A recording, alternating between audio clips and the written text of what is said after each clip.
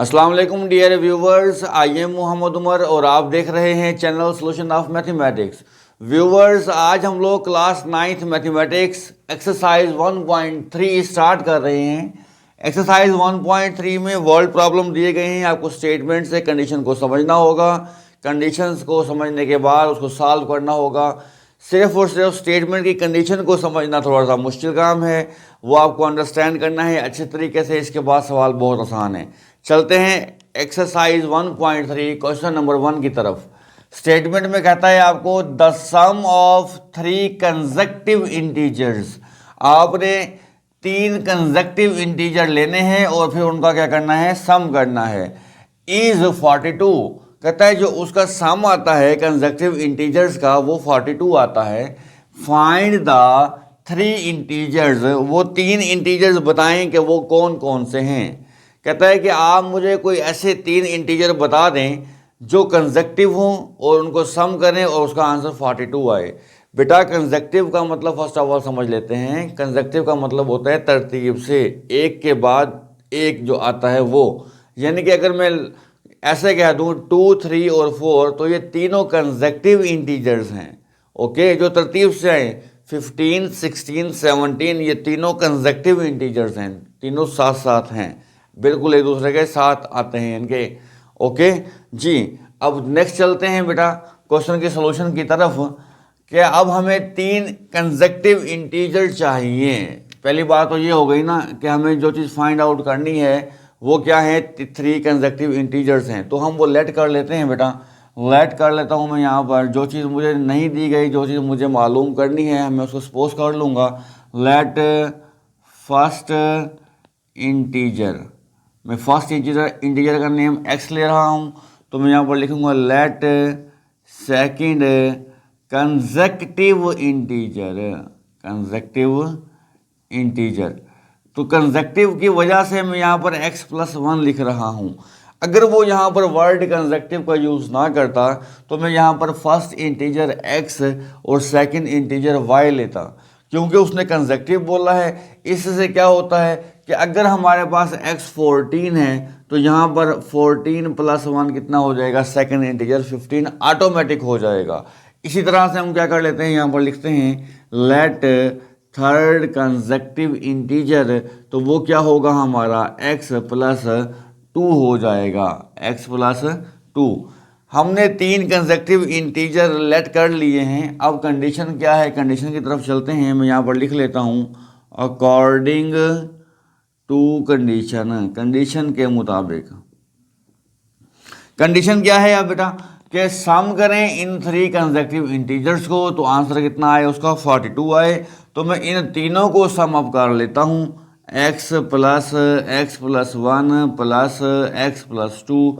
तो इसका आंसर मुझे कितना चाहिए, 42 चाहिए। ओके, अब क्या करना होगा, x+x कितने हो जाएंगे हमारे पास, 3x हो जाएंगे, प्लस 2 + 1 कर लें तो यहाँ पर कितना हो जाएगा, 3 हो जाएगा, और ये 42। हमने x वाली टर्म्स को इकट्ठा कर लिया और बगैर x वाली टर्म इनके कांस्टेंट टर्म्स को हमने इकट्ठा कर लिया जी। अब हमें तो यहाँ से x चाहिए, तो 3x = 42। बेटा प्लस का 3 है, इधर आके क्या हो जाएगा, माइनस का 3 हो जाएगा। तो 3x = 39 आ जाएगा यहाँ पर हमारे पास, इसको माइनस करने पर। तो x 3 मल्टीप्लाई हो रहा है x के साथ, हम यहाँ पर लाकर इसको डिवाइड कर देते हैं। ओके, तो अब क्या होगा, 3 1 टाइम 3, 3 1 टाइम 3, 3 3 टाइम 9। तो इस तरह से हमारे पास जो x का आंसर आएगा बेटा वो कितना आ जाएगा, 13 आ जाएगा। अब x क्या चीज़ है मेरे पास, x मेरा है फर्स्ट इंटीजर। तो हम अब यहाँ पर लिखेंगे सो, जब हमारे पास x का आंसर आ जाए तो हमने यहाँ लिखना है सो जो हमारा फर्स्ट इंटीजर है वो था x। x का मतलब क्या हुआ, x की वैल्यू कितनी आई हमारे पास, वो है 13। ओके, और फिर सेकंड इंटीजर क्या है हमारे पास, x+1 है। तो हम यहाँ पर लिखते हैं x+1, तो x की वैल्यू 13 + 1, तो आंसर कितना आ जाएगा हमारे पास, 14 आ जाएगा। ओके, इसी तरह से थर्ड इंटीजर लिख लेते हैं। यहाँ पर लिख लेते हैं हमारे पास जो थर्ड इंटीजर है वो है x + थर्ड इंटीजर था हमारे पास x+2, तो यहाँ पर लिखते हैं x+2। बेटा x की वैल्यू कितनी आई थी हमारे पास 13 यहाँ पर पुट करते हैं, +2 करते हैं, तो यहाँ पर क्या आ जाएगा 15 आ जाएगा। तो जो हमारे रिक्वायर्ड इंटीजर्स हैं वो कौन से हैं जो हमें चाहिए थे, 13, 14 और 15। तो आप एंड पर लिख लें 10, 13, 14, 15 आर रिक्वायर्ड इंटीजर्स। तो अब आप अगर आपको ये चेक करना है कि हमारा सवाल ठीक है कि नहीं, तो आप इन तीनों को सम अप कर लें, तीनों को जमा करें तो आपका आंसर कितना आ जाएगा, 42 आ जाएगा। अगर तीनों को प्लस करने पर आंसर 42 आ रहा है तो इसका मतलब ये हुआ कि हमने कंडीशन सही अप्लाई की हैं और हमारा क्वेश्चन ठीक है। अगर इनको सम अप करने से आपकी कंडीशन सेटिस्फाई नहीं होती तो इसका मतलब है हमने कहीं ना कहीं मिस्टेक की है। ओके बेटा, अब चलते हैं नेक्स्ट क्वेश्चन की तरफ। क्वेश्चन नंबर 2 देखते हैं वो क्या है जी। क्वेश्चन नंबर 2 पर मूव करने से पहले वो तमाम व्यूवर्स जिन्होंने अभी तक चैनल को सब्सक्राइब नहीं किया, या वो तमाम व्यूवर्स जो ये वीडियो पहली बार देख रहे हैं, उनसे रिक्वेस्ट है कि वो चैनल को सब्सक्राइब कर लें ताकि हमारे और बेल आइकन को ऑन कर लें ताकि हमारी आने वाली हर वीडियो का नोटिफिकेशन आपको मिलता रहे। अब शुरू करते हैं क्वेश्चन नंबर 2। स्टेटमेंट को पढ़ते हैं। बेटा अपनी बुक्स को ओपन कीजिए, हाथ रखें बुक पर, स्टेटमेंट को समझें। स्टेटमेंट समझ नहीं आएगी तो क्वेश्चन आप सॉल्व नहीं कर सकते जी। स्टेटमेंट है बेटा, the diagram shows right angle triangle. कहते हैं आपको एक डायग्राम दी गई है क्वेश्चन में, बुक पर दी गई है, ये एक राइट एंगल ट्राइंगल, ये राइट एंगल बन रहा है इसका, इन विच जिसमें द लेंथ ऑफ ए से लेकर सी तक की जो लेंथ है वो कितनी दी गई है, 3 का स्क्वायर रूट प्लस 5 का स्क्वायर रूट। ये यहाँ पर भी लिखी हुई है, मेंशन्ड है हमारी ये वाली लेंथ जी। द एरिया ऑफ ट्राइंगल, और इस सारे ट्राइंगल का जो एरिया है, ये वाला एरिया जो अंदर इसका एरिया है वो कितना दिया गया है हमें, वो दिया गया है 1 + 15 का स्क्वायर रूट, 1 + 15 का square root centimetre square. Okay, ये आपके पास एरिया आ गया। Find the length A B, तो आपको लेंथ चाहिए ये ए से लेकर बी तक की, आपको ये वाली लेंथ चाहिए किसकी, ट्राइंगल की। किस फॉर्म में चाहिए, फॉर्म दे दिए कि a√3 + b√5। इस शेप में इसका आंसर हमें चाहिए ए बी लेंथ का। तो चलते हैं सॉल्यूशन की तरफ। फर्स्ट ऑफ ऑल बेटा आपको क्या दिया गया है, यहाँ पर आपको ट्राइंगल की बेस दी गई है AC। ओके, इसके बाद आपको एक एरिया दिया गया है ट्राइंगल का, और आपसे क्या पूछा गया है, आपसे परपेंडिकुलर ट्राइंगल का, यानी कि आपसे ए से लेकर बी तक की जो आपकी डायमेंशन है वो पूछी गई है। फर्स्ट ऑफ ऑल में यहाँ पर जैसा कि आपको पता है बेटा कि एरिया ऑफ ट्राइंगल क्या होता है, मैं यहाँ पर लिखता हूँ, we know that area of triangle जो होता है हमारे पास, area of triangle is equal to, वो होता है 1/2 मल्टीप्लाई बेस मल्टीप्लाई हाइट या altitude. Okay, base multiply altitude, या हाइट भी लिख सकते हैं इसको। अब एरिया ऑफ ट्राइंगल आपको बेटा दिया गया है, एरिया कितना दिया गया है आपको एरिया दिया गया है 1 + 15 का स्क्वायर रूट। ओके, एरिया आपको दे दिया गया हुआ है, is equal to 1/2 multiply base कितनी दी गई है आपको, ए से लेकर सी तक, ये आपकी बेस है, वो कितनी दी हुई है आपको बेटा, मैं यहाँ पर इसको ब्रैकेट में लिख लूँ अगर, तो वो आएगा 3 का स्क्वायर रूट प्लस 5 का स्क्वायर रूट। ओके, एल्टीट्यूड मतलब उसकी हाइट तो हमें उसकी फाइंड करनी है हमें ये वाली हाइट ए से लेकर बी तक, तो मैं यहाँ पर लिख लूँगा AB, ये मुझे डायमेंशन मालूम करनी है। ओके, अब क्योंकि मुझे ए भी मालूम करना है तो ये 2 डिवाइड हो रहा है, मैं इसको इस तरफ मूव करवाऊंगा तो ये क्या हो जाएगा, ये मल्टीप्लाई हो जाएगा। ये देखें, ये 2 क्या हो गया, मल्टीप्लाई हो गया।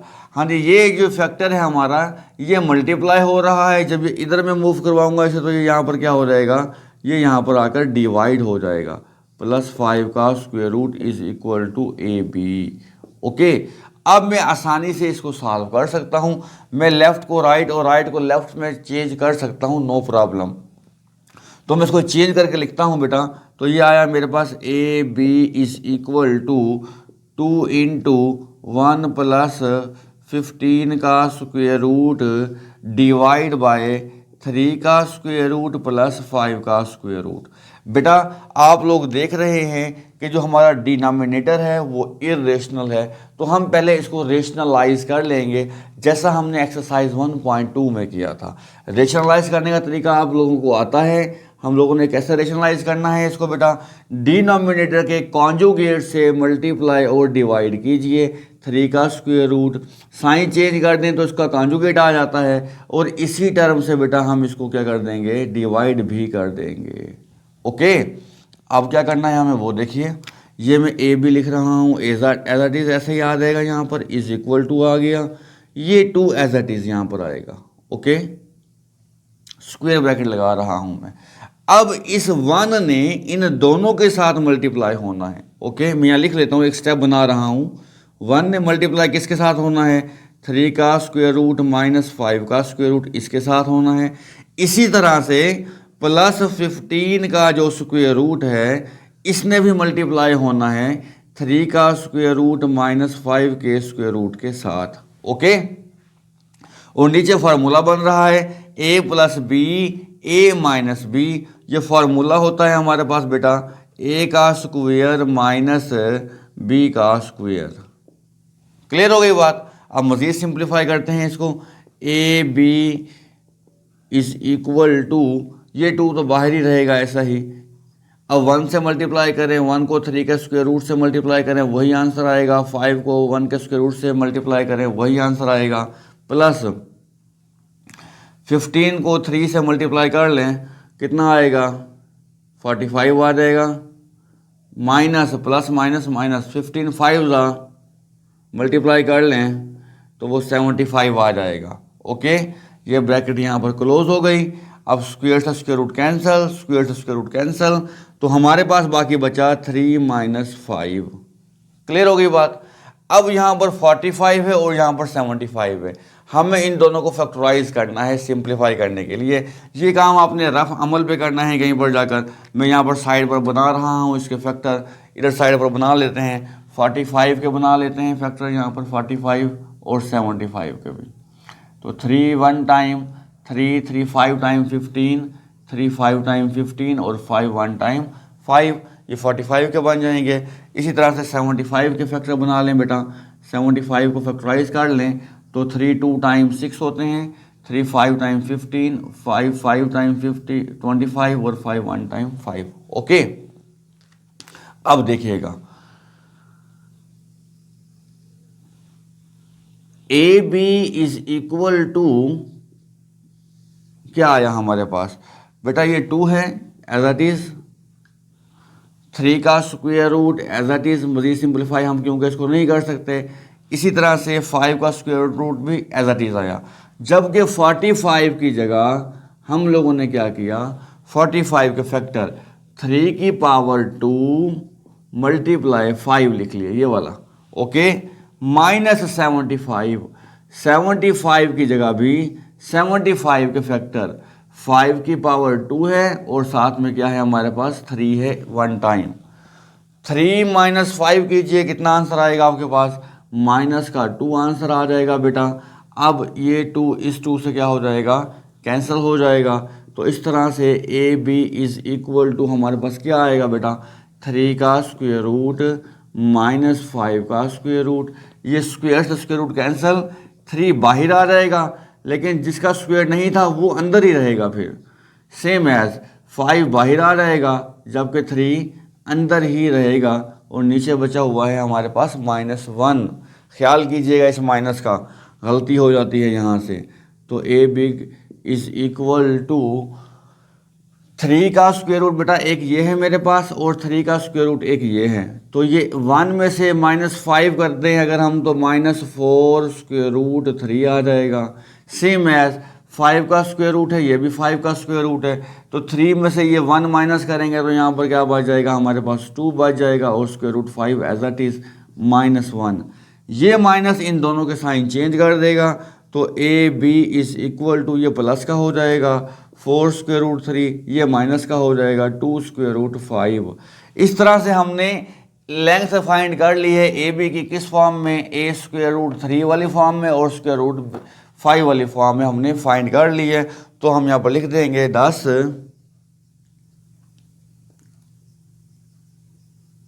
The length of A B is 4√3 minus 2√5 centimetre. Unit लिखना ना भूलें, यूनिट लिखना ना भूलें। चलते हैं अब नेक्स्ट क्वेश्चन की तरफ। जी बेटा, क्वेश्चन नंबर 3 है हमारे पास। स्टेटमेंट दी गई है the rectangle has sides of length. Rectangle की साइड्स ऑफ लेंथ यानी क्या, रेक्टेंगल की आपको एक लेंथ दी गई है और दूसरी क्या दी गई है, विड्थ दी गई है उसकी। Express the area of rectangle in the form, कहता है रेक्टेंगल का एरिया आप मालूम करें, लेकिन उसको किस शेप में करना है आपने, a+b² वाली फॉर्म में आपने इसको बताना है। ओके, तो हम शुरू करते हैं बेटा। फर्स्ट ऑफ ऑल हमें क्या दिया गया है, हमें रेक्टेंगल की लेंथ भी दी गई है और एक विड्थ भी दी गई है। हम यहाँ लिखते हैं लेंथ ऑफ रेक्टेंगल। रेक्टेंगल की लेंथ हमें क्या दी गई है, 2 + 18 का स्क्वायर रूट, ये मीटर में दी गई है। ओके, इसी तरह से हमें क्या दी गई है, और विड्थ दी गई है, विड्थ ऑफ रेक्टेंगल। वो क्या दिया गया है, विड्थ, विड्थ दी गई है हमें 5 - 4√2। ओके, ये भी हमें मीटर में दी गई है। अब हमें क्या एक्सप्रेस करना है, इसका एरिया। तो हम यहाँ लिख लेते हैं area of rectangle is equal to question mark. Okay, तो बेटा एरिया ऑफ जो रेक्टेंगल होता है हमारे पास, वो क्या होता है, उसका फार्मूला क्या है, वो यहाँ पर हम लिखते हैं वी नो डैट, हम जानते हैं कि एरिया ऑफ जो रेक्टेंगल होता है हमारे पास, एरिया ऑफ रेक्टेंगल, ये होता है length multiply width. Okay, length multiply width. तो मैं यहाँ पर लिखता हूँ एरिया के लिए मैं वर्ड यहाँ पर सिंबल यूज कर रहा हूँ ए, और लेंथ क्या है हमारे पास, लेंथ हमारे पास है बेटा 2 + 18 का स्क्वायर रूट मल्टीप्लाई विड्थ क्या है हमारे पास 5 - 4√2। क्लियर। अब देखिए ऐसे एरिया इज इक्वल टू, मैं इन दोनों को मल्टीप्लाई कर लेता हूँ। मल्टीप्लाई हम कैसे करते हैं, ये 2 लिखा मैंने, इसके बाद ये सारा फैक्टर लिख लिया 5 - 4√2। ओके, सेम एज, फिर प्लस 18 का स्क्वायर रूट लिखा, फिर ब्रैकेट में क्या आएगा 5 - 4/√2। क्लियर हो गई बात। अब क्या करते हैं, हम यहाँ पर लिखते हैं एरिया इज इक्वल टू 2 5 का कितना होता है 10 होता है, -2 4 का कितना होता है 8 होता है, बाय √2 आएगा, प्लस अब 18 का स्क्वायर रूट है, इसे 5 से मल्टीप्लाई करें, 5√18 आ जाएगा, माइनस अब 18 का स्क्वायर रूट है, इस टर्म से मल्टीप्लाई करें तो 4√18 डिवाइड बाय 2 का स्क्वायर रूट हमारे पास आ जाएगा। क्लियर। अब हम क्या करते हैं बेटा, हम इसको सिंप्लीफाई करने के लिए इसका एलसीएम ले लेते हैं। इसका एलसीएम कितना आएगा हमारे पास 2 का स्क्वायर रूट आएगा। क्लियर। अब 2 का स्क्वायर रूट, इसके नीचे क्या है हमारे पास, अब 1 है, इसके नीचे भी क्या है हमारे पास 1 है, तो ये तो मल्टीप्लाई होगा 10 के साथ जाकर, तो यहाँ पर आएगा 10√2। क्लियर। माइनस √2 से √2 क्या हो जाएगा, कैंसिल हो जाएगा, तो बाकी क्या बचेगा 8, प्लस अब बेटा ये भी स्क्वायर रूट में है, ये भी स्क्वायर रूट में है, तो ये मल्टीप्लाई हो सकते हैं, तो 5 एज इट इज, 18 2 टाइम कितने हो जाएंगे हमारे पास 36 हो जाएंगे, ये स्क्वायर रूट में आ जाएगा, माइनस 2 स्क्वायर रूट से 2 स्क्वायर रूट कैंसिल, तो बाकी क्या बच गया 4√18 आ जाएगा यहाँ पर हमारे पास। क्लियर हो गई बात जी। अब नेक्स्ट मूव करते हैं, एरिया इज इक्वल टू 10, 2 तो सिंपलेस्ट फॉर्म में 2 का स्क्वायर रूट ही आएगा, -8 प्लस 5 बेटा 36 का स्क्वायर रूट कितना होता है 6 होता है माइनस 4। इस 18 की जगह पर 18 के फैक्टर लिखेंगे, ये रफ पे करने हैं आपने। 2 9 ज़ा 3 3 ज़ा और 3 1 ज़ा, तो वो कितने बने 3 की पावर 2 और फिर एक 2, 3 की पावर 2 फिर एक बार क्या लिख दें 2 लिख दें। नीचे क्या आ रहा है हमारे पास 2 का स्क्वायर रूट, 2 का स्क्वायर रूट। मजीद सॉल्व कर लेते हैं इसे। तो एरिया क्या आया हमारे पास, अब area is equal to 10 square root 2, 10 square root 2 minus 8 plus 5 6 time कितना होता है 30। ये देखें, अब जब ये स्क्वायर से स्क्वायर रूट कैंसिल होगा तो ये 3 मल्टीप्लाई होगा इस 4 के साथ, तो 3 4 टाइम कितने हो जाएंगे 12 हो जाएंगे। 12 स्क्वायर रूट 2 के ऊपर क्योंकि स्क्वायर नहीं था इसलिए स्क्वायर रूट के अंदर ही रहेगा, और डिवाइड बाय क्या आ रहा है हमारे पास स्क्वायर रूट 2 आ रहा है। क्लियर जी। अब नेक्स्ट चलते हैं बेटा, एरिया इज इक्वल टू, मैं पहले बगैर स्क्वायर रूट वाले लिख लेता हूँ, तो यहाँ पर या स्क्वायर रूट वाले भी लिख सकते हैं नो प्रॉब्लम। तो 10 स्क्वायर रूट 2 में से ये स्क्वायर रूट 2 वाला है, यहाँ पर भी स्क्वायर रूट 2 वाला है बेटा, तो 10 में से 12 को माइनस करें तो माइनस 2 स्क्वायर रूट 2 बचता है मेरे पास। 10 में से 12 माइनस कर दें 2 बच जाएंगे माइनस के। 30 में से 18 को माइनस कर दें प्लस 22 आएगा और यहाँ पर 2 का स्क्वायर रूट आ जाएगा। क्लियर। लेकिन हमें अभी एरिया का आंसर चाहिए इस फॉर्म में, अभी ये फॉर्म नहीं बनी तो इसे मज़ीद सिंप्लीफाई करेंगे हम। तो एरिया इज इक्वल टू, मैं इनको सेपरेट कर लेता हूँ, minus 2 square root 2 divide by 2 का स्क्वायर रूट अलग कर लिया प्लस 22 डिवाइड बाय 2 का स्क्वायर रूट मैंने इसको अलग कर लिया, यानी कि 2 के स्क्वायर रूट को इस टर्म के साथ अलग और इस टर्म के साथ मैंने अलग कर लिया। अब यहाँ पर बेटा 2 का स्क्वायर रूट तो कैंसिल हो जाएगा, लेकिन यहाँ पर हमें इसको रेशनलाइज करना होगा, क्योंकि अगर डिनोमिनेटर इरेशनल आ रहा हो तो हम रेशनलाइज कैसे करते हैं, अगर एक टर्म है तो उसी टर्म से मल्टीप्लाई और डिवाइड कर देंगे जी स्क्वायर रूट वाली से।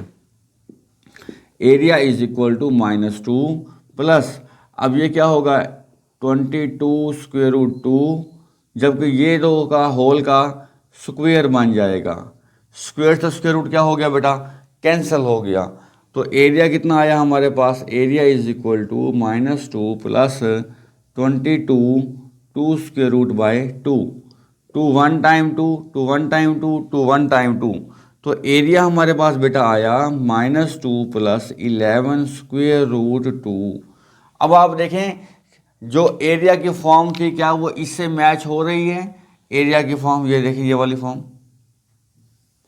हमें एरिया चाहिए था a plus B square root 2 वाली फॉर्म में, तो इस देखें ये मेरे पास a है इस वक्त प्लस ये b है हमारे पास, ये स्क्वायर रूट 2 भी आ रहा है, तो a plus B square root 2 वाली फॉर्म बन रही है। तो हम यहाँ पर लिखेंगे so area of rectangle is minus 2 plus 11 square root 2। अब यहाँ पर डायमेंशन मीटर में दी गई है तो यहाँ पर मीटर का स्क्वायर, एरिया की जो डायमेंशन बनेगी फिर यहाँ पर क्या बन जाएगी मीटर स्क्वायर बन जाएगी।